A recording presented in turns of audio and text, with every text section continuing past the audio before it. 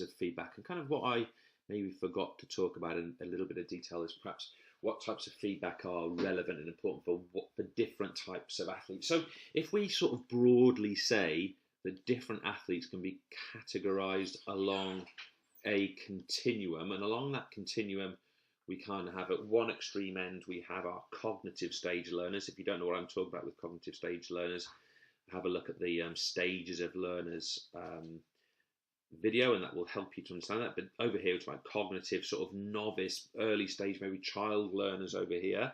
In the middle we have associative stage learners. So associative, I'll make sure I spell that correctly, associative stage. So they're kind of the practice learners, that rapidly improving learners. And up here we have our autonomous or highly skilled learners. What would we expect that, or how, let me put that another way, how could we expect different forms of feedback to work with different groups of these people? So we're talking about real beginners over here and real experts over here, professional athletes over here, perhaps children first learning sport over here. Which forms of feedback would work better for each group? Let's think about that sort of children, that childhood group.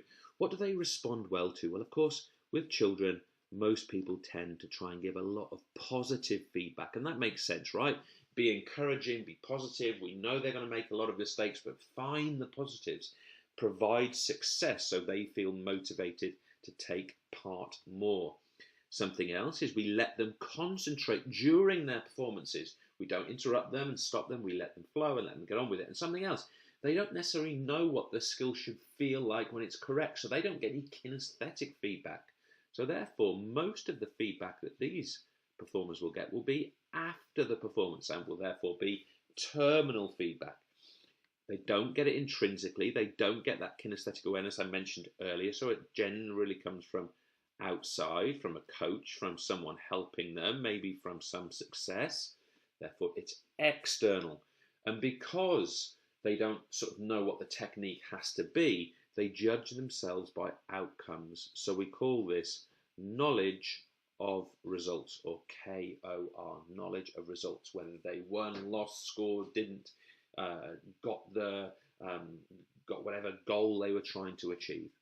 And then moving onwards through the associative stage into the sort of highly performing stage, what would you expect our autonomous learners to achieve by? Well, first of all, they are often motivated and they learn most when they get negative feedback. Losing at this stage or performing badly is often the biggest platform for improvement and for development, and therefore it's the strongest form of feedback.